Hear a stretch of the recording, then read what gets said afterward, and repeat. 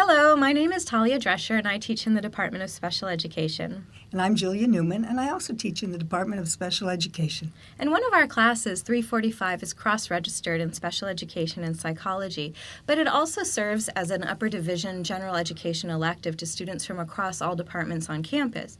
So when we thought about the students who are taking this course, we realized that some will keep the text because they're future teachers, and others would not, and they might most likely sell it back to the bookstore or on Amazon at the end of the semester.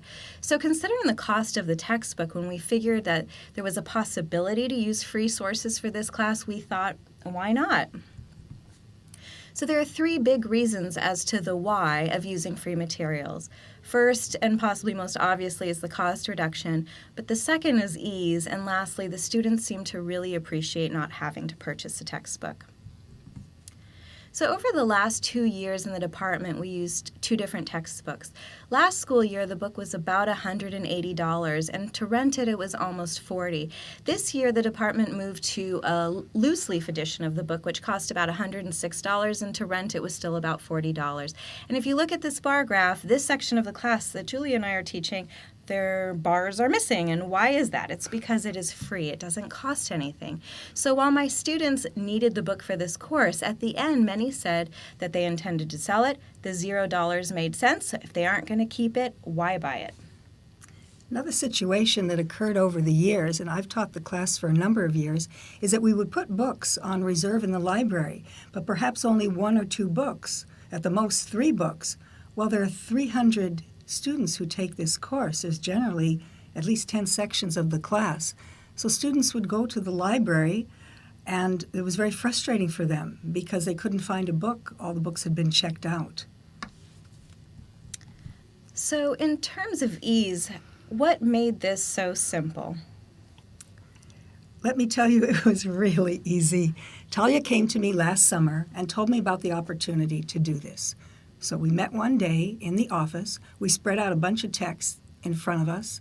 We took the time, we looked at the chapters. We chose a couple chapters from each text, put some notes on them, and then Talya took them to the library.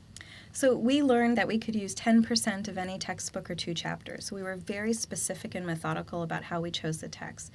And then with our notes, all the books got placed in a bag. We marched ourselves to the library, dumped the bag off at the we did. Right. That's what we did. At the circulation desk, they said thank you, and we were on our way, had a lovely lunch, and magically 2 weeks later, all the readings just appeared in our Blackboard courses under the weeks that we had listed in our notes. It was really that simple. The students were pleased because the materials were in Blackboard exactly where they needed to go. So at a certain time in each semester, the materials would appear. They didn't have to pay anything, and if they wanted to keep the material at the end, they could print it out, they could make notes on the hard copies, or they could just let it go and move on to the next learning module.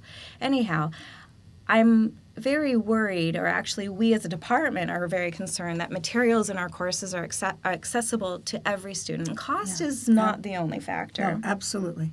So we learned that when uploaded in this way, the DRP has software that allows for easy scanning and reading for students who utilize their services. So again, this is a huge benefit. It's a huge benefit to our students to be able to have the text accessible to them. Yeah, so again, we asked ourselves, why not do this?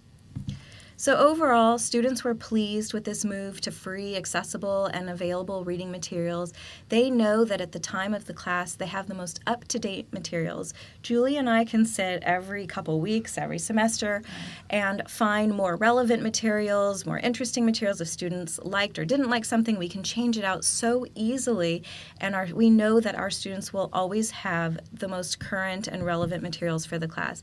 And then again, those who want to keep the readings can print it and do so, and those who don't aren't out the money or aggravation of finding the elusive copy on the reserve. It is really an elusive copy. So again, there's no cost, plus the ease of finding the text and utilizing it equals happiness on the part of the students, and frankly, at least in my sections, a much higher rate of work completion that required the text. Yeah, I agree. So you know what? Try it. You'll like it.